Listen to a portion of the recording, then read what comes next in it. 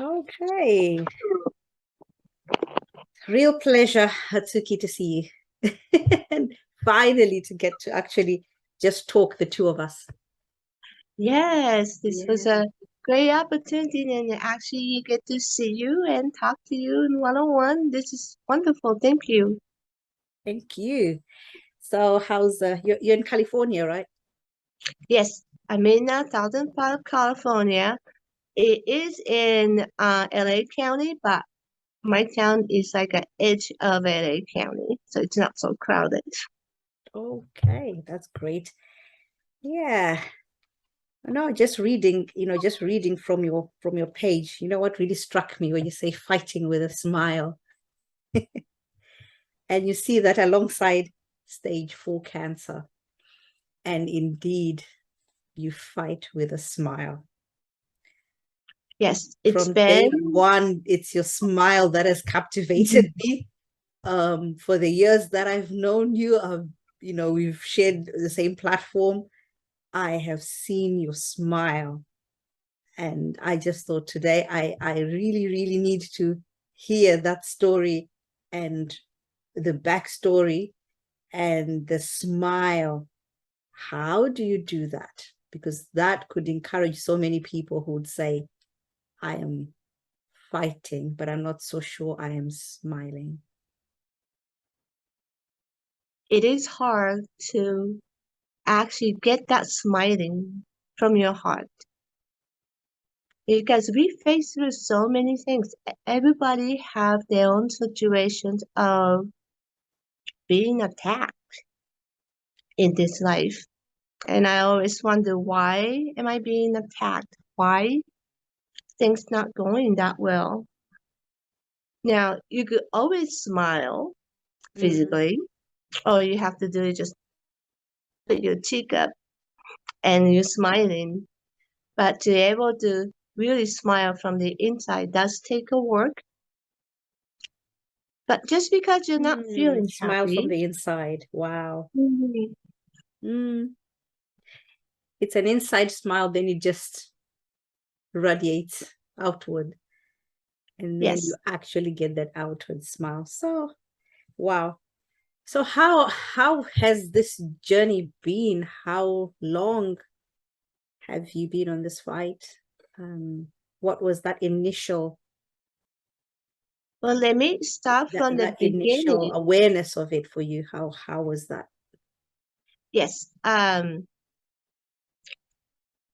Just like anybody else who just got diagnosed with cancer, we don't have any experience in this.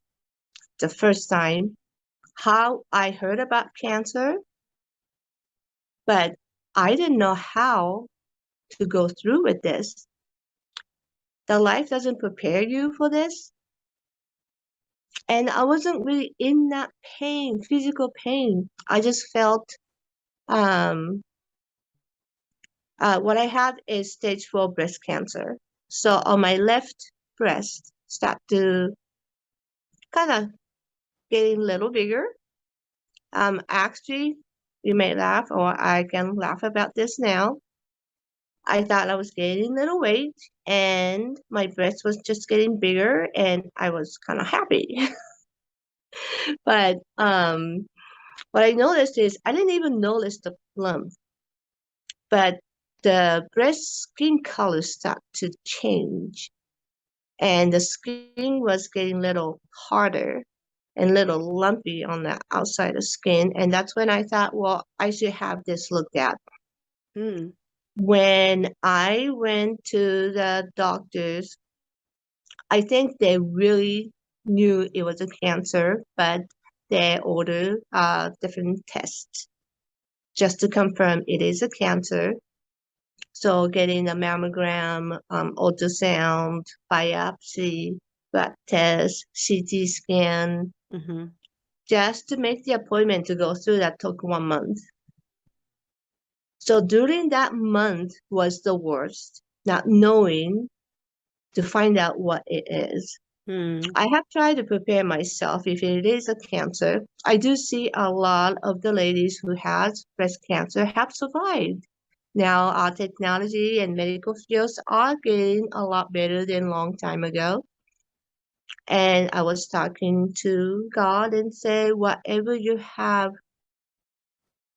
the plan for me in my life, I will accept. And I know I will make it through with God. Wow. But the fear inside thinking it could be a cancer, and I still do have, and I think a lot of people will feel the same way. It feels like cancer's definition is death. Yeah. That's initial. That's what hits you from the Mhm. onset, isn't it? As soon as you hear that. Yes. Sometimes it doesn't even have to be the word cancer. Once they just say you have a lump, or you Mm. notice a lump, when you notice kind of those changes, what did you think? What went on your head before they even said the word? Before I found out that I have cancer, Before, when you just noticed those changes that were happening? I was confused and I thought the world is after to get me again, trying to kill me again. I know I haven't done anything wrong to deserve this. I know I have made mistakes, but nothing to deserve this. Mm. And didn't know why, or I started to question myself. What did I do wrong? What have not done enough that Mm. led me to cancer, if it is a cancer? And if it is a cancer, my life is over. Mm. It's Mm. already, I thought I'll have at least good another 20 years or maybe 30 Wow. that I can redo some of the things that I haven't able to do. Trying to establish my living situations where I could take some more time off to um, join with my family, get-togethers, go places, because I feel like I did work hard enough. You know, since I was 16 and able to work, I try to work much as I can most of the time and missed some of the family get-together or opportunity to go places. And I'm planning on saving to do that for my retirement plan. That haven't happened yet. If it is a cancer, my life is over. Mm. So there was a That's fear, a great, confusion. great thoughts for people who probably just work, and just think, I've got all the time in the world. I will then do this when I reach that stage. When something like that hits you, then you think, am I ever going to do that now? That's right. I've always tended to think, I think it's better just to do the things you want to do in life, and more or less just have a balance, Hmm. because I see so many people neglect that side of things. I think it's self-care when you can take yourself to those places that you've always dreamed of, and still work, but still have the time to have that money look after you and go out and do the things you love. Yes. So yeah, just I'm just wow, amazed at the things that I'm seeing there. I think what I hear you is not knowing, but also I think with what you're saying there, there's something I think that could really help us as women, um, even for the men to think, check yourself, because that awareness of, I think here's a change that's happening within my body. A lot of people ignore that. I don't know if you have anything to really, yeah, a comment on that, but I think people ignore the signs that their bodies give them. So just looking at that starting point where you've been with what was going on, the changes that you noticed, and then you then took yourself to the people that actually can tell you better what this thing is, even with that confusion that you had, and you're like, if this is cancer, if this is, what would you say to people? Because I think sometimes that if gets people either scared to not go to the doctors and just keep it? You know, I went to basically a clinic first to have it diagnosed. And I have to say, if it wasn't for the doctor for that day that examined me, she was a lady doctor. She was older, getting ready to retire from her field. But after she examined me, basically she just did the breast test, that you can do on yourself. And because she haven't really ordered to do any of the testing, this is a small clinic, so they didn't really have the equipment to do any testing. But when she came back and she said, I've been in this field for at least 30 years. She said, this is cancer. You have to go to this hospital for do the testing and treatment. You have to go, and you have to go today. Wow. And I said, if it is a cancer, I'm not in a position to pay for this treatment and all this. Let the cancer take me. I've been through enough. And I was crying. And she said, there is an opportunity for you for any cancer patients. You need to go. You need to go today. And I said, well, I think I need to talk to my fiance and talk to my sister. Maybe after that. And she's like, promise me you will go. Not just for you, because you mentioned your fiance and your family members, that means you have somebody that you love and they love you. Do it for them. Wow, that's really powerful. So everything we ignore, sometimes we're just thinking about ourselves. We're not thinking about our loved ones. What a great message for other people who hear this, to say anything questionable, go quickly to get it checked out. Not just Now, for you, but for the sake of your loved ones. yes, and she What a wasn't great message. actually supposed to say it like that without having the proper testing and seeing the result. Mm. But something told her, and I think that was God, that God knows how stubborn I can get. God knows that. We all. But she said it so sincere. It went straight to my heart. It's just kind of like God Himself was telling me through her. Because she could have gotten sued by what she said, saying it's a cancer. You gotta go to the cancer treatment. So it was brave for her that she just felt something in her heart that she had to tell me what I need to do. That helped me to hear from somebody that doesn't even know me, to be that sincere, to tell me this is important. So 2 days later, I had the day off and my fiance's day off. So he drove me to the clinic that treat cancers. Because I was already in shock that I probably wasn't able to drive properly. You have to pay attention to the road when you drive.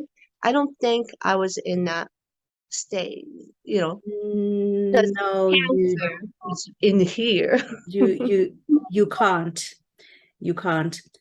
I went through an experience where they just said you have a lump. But the letters that came after that began to call it a tumor of the esophagus.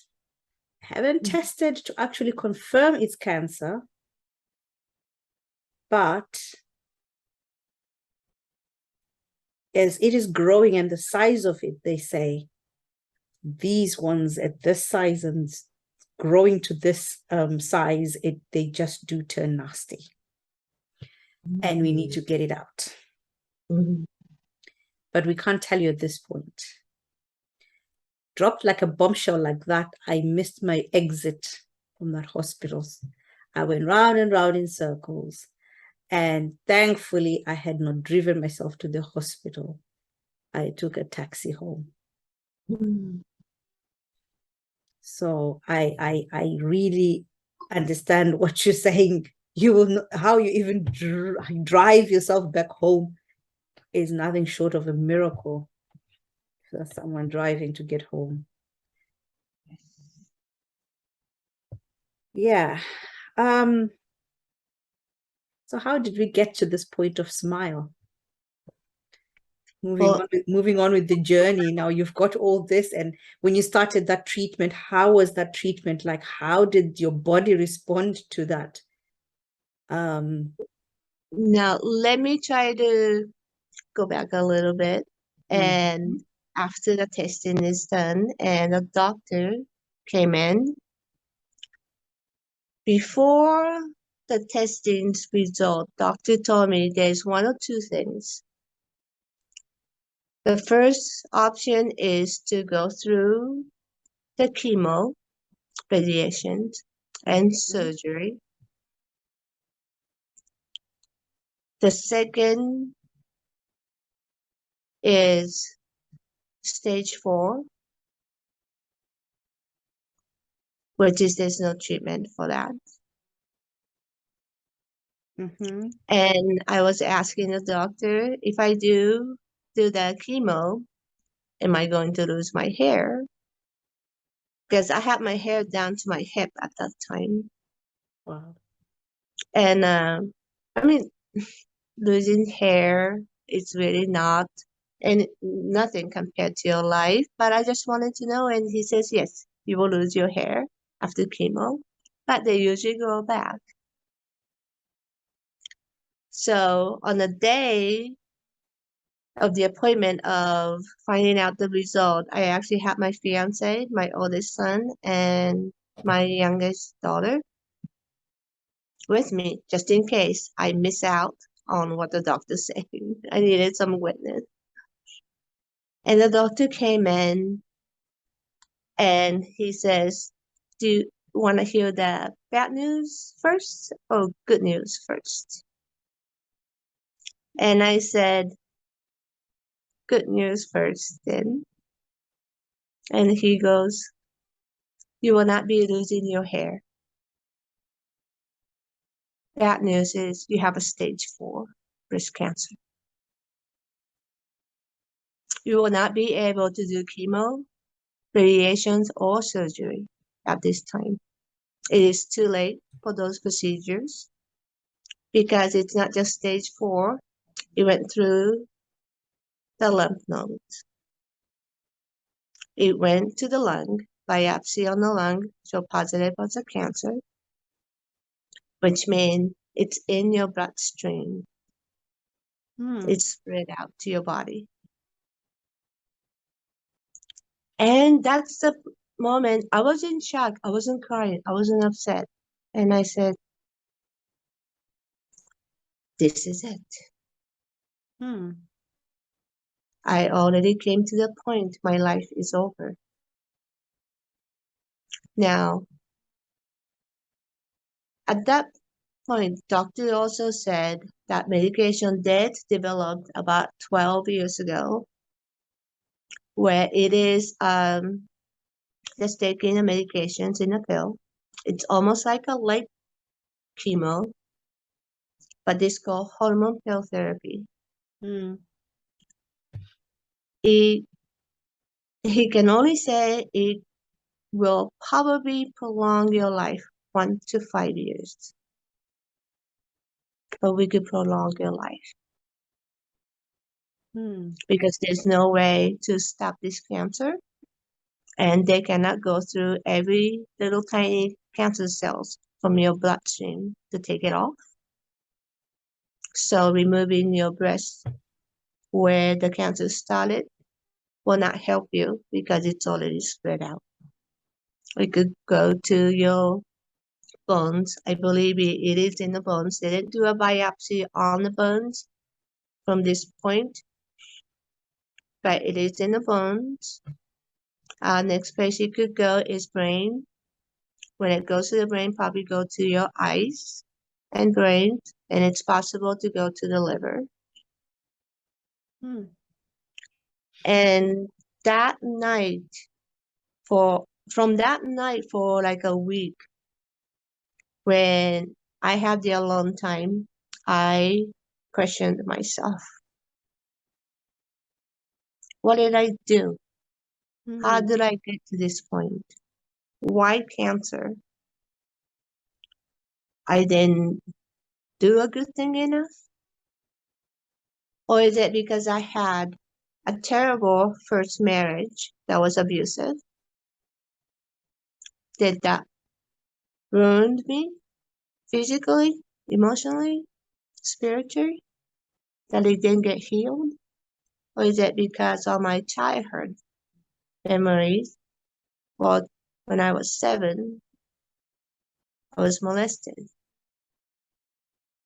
Never went to therapist or anything because in Japan that happened. There wasn't therapy was available like now these days. And in Japan, when something like that happened, you don't say anything. Keep quiet. Once the word of molestation that happened to you, you will not have a good husband because you've been ruined. So just keep it secret was what I was told, but it's still in you, eating you from the inside. Spiritually, it weakens you. I knew every time I changed school because my parents were moving different places, I thought, well, it's a new school, nobody knows what happened. So I can pretend like just normal girl. But the thought of it happened always stayed in my mind. I also feel like because of that, that I attracted to abusive husband, not knowing. So I blame all that. And I really felt like the death was right here. I'm looking at Really it. staring you in the face. Mm. And from that, it's almost kind of like what Bible said, when you let one enemy or evil into your heart, they will bring 7 friends and they'll bring 7 other friends. It just multiplies like that. So once I knew the death was right here, and then I looked at it and kind of acknowledged it, from there, sadness, depression, So you fear, acknowledged the challenge, you acknowledged death itself, like welcomed all of it. that I'm going, whatever the doctor said. So almost every night I was battling this, and I says, no, I made it through tough time before. I'm gonna fight this. I'm gonna fight this. Then it says, for what reason? Why? What reason? And I keep trying to come up in my mind to fight it. And like end of the week, you're so tired trying to fight it, trying to find a reason to live with cancer. And I just took a deep breath and I just went, I can't do this. And that's when I said, Kokoro, talk to me. Kokoro is a Japanese language, Mm-hmm. means heart, your spiritual heart. When I took the deep breath, I believe what I did is I went into the quiet place, finally, be able to. Mm. And If you don't hear mind me my, asking, yes, Hatsuki, what what's your religion? Are you religious? Are you I know Um, you've been talking about God and you're talking about that, tapping into your inner self, your heart, and then getting into that place, that deep place where you're actually finding your real self, your inner self. I am a Christian. I believe in Jesus. I Okay. believe what Jesus done for us is giving us the opportunity to live and love Jesus and fight against evil. I Mhm. was like, I accepted Jesus when I was 28 after the first divorce. I actually took my mom with me and we both became a Christian. Wow. Wow. That's really fantastic. So, wow. So, this point where you're now retreating back into something has just kicked in, like, I'm going to fight. I didn't know how, but my heart, that's who's part of me, was not ready to give up and it was wanting to talk to me. And I gave my heart to Jesus when I accepted Jesus. So I know Jesus talks through my heart Mm-hmm. to tell me, give me the message. And my heart is trying to reach me to give me that message. But I was talking to the death, saying, I'm gonna fight. No, no, I'm not depressed. No, I was battling with the Ah. death for that week. Then when I finally took that deep breath, that's when Kokoro says, death or life, you need to choose. I lay before you path. And I said, well, of course I want to live. I mean, I don't know what kind of life I'm going to have with the cancer, and I don't know how to fight it. I never experienced this, and I don't know what to do. But then my heart said, I didn't ask you how you're going to fight it. I asked you to choose death or life. Wow. We always want to ask God, what do you need me to do? Like he needs help. Like he needs help. Like we can help him when he's just giving us a free gift of Mhm. life. I just like I think the scripture that came when you quoting the Deuteronomy 13:19. Today I have given you the choice between life and death, between blessings and curses. Now I call on heaven and earth to witness the choice you make. Oh, that you would choose life so that you and your descendants might live. Oh, that we would choose life always. Not busy ask the how. Yes. When he says, my ways are much higher than your own ways, because he does Yes. in his ways, and we want to understand the how and the why. Yeah. And you were busy trying to fight it in your own, I like the way you put it, fight it in your own strength rather Yes. than let him fight for you. That's right. So you were talking to that death, no depression, go. So this is, I think it's very helpful because I always hear people who say, I've been quoting scriptures, I've been churning them out, I've been releasing them.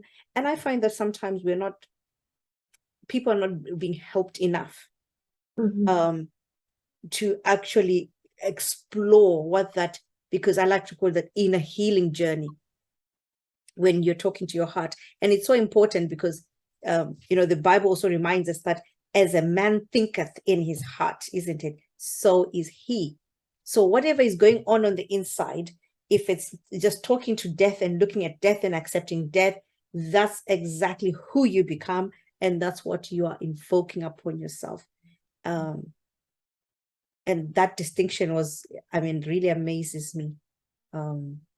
What you've just shared there, looking at the death and telling it, I'm not depressed, I'm not this, I'm not that, versus, God's voice saying to you, choose, do you want life or death? And you go again like a parrot. How? How do I Yes. fight Yes. it? Yes. There's no way. There's no way I could choose life because there's no way I could beat this. That's how I think evil trick you and also your mind. So when you depend just on your knowledge instead of God's knowledge, Wow. your knowledge, you're never gonna get anywhere. And and then, I was like squatting down, just kind of like, no, I don't know what to do. I don't know what to do. But when my heart said, choose life or death, and then I said, I don't want to choose death. I don't want to be with evil. So I choose life. That moment when I thought that, I stood up and I said, I choose life. I stood up and said it. And when I said it, my heart says, life it is. Wow. At that moment, I was in the backyard um, at night, quiet, except that enemy was talking, trying to threaten me and all that.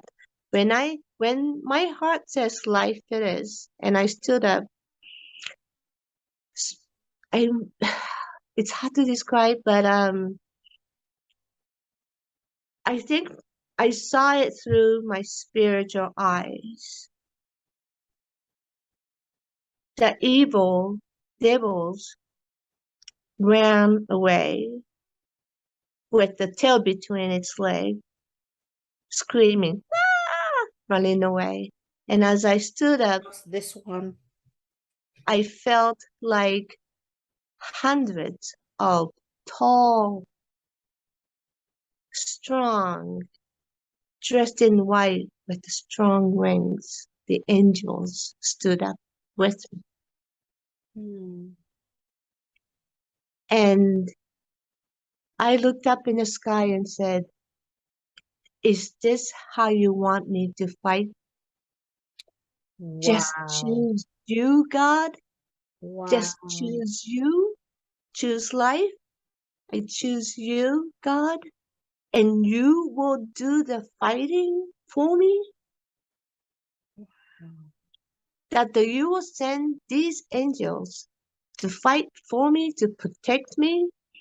Because the evils, the devils, those voices ran like a little puppy. Wow, wow, wow, wow. To trust, Proverbs 3, 5-6 says, trust in the Lord with all your heart and lean not on your own understanding. And then John 14:6 will say, Jesus says, I am the way, the truth, and the life. So when he says choose life, he's like saying, choose me to fight for you. Mhm. Choose me. When you have me, it was pretty much a reminder because you'd already given your life to him. You'd already entrusted your life, into his care. But in that moment where you're now trying to fight it by yourself and you spend the whole day saying, dealing with that depression, dealing with that thing, and then you deal with that symptom, and then you deal with that thing that's coming against you. We are trying to fight when he says the battle belongs to him. And I think what you're demonstrating for me is like, does the battle belong to him? It means we are in that stillness and the quietness. We're not denying what is going on here, but we've submitted to him when he says, cast your cares unto me, unto him, because he cares. We should cast it to him. We should leave it at his feet, not take it back again. And then we start the fight, the fight, the fight. So when we focus on him and not on the issue, he then deals with the issue while we are spending more of our time and attention on him. Mhm. Yes, and I have given my life, my soul, my heart, everything to him when I accepted Jesus when I was 28. And I thought that's all I had to do. But the evil every day will try to convince you to change your mind. That will never stop. More you believe in God, it gets harder and harder. Every day is a new day. Every day, sometimes we have to accept Jesus. every day. And if my fight is to keep my smile, even in these conditions, because I'm smiling at God for what He has been doing Wow. and what He will be doing, Wow. then Yeah, I will fight with smile. That's where the title came from. wow.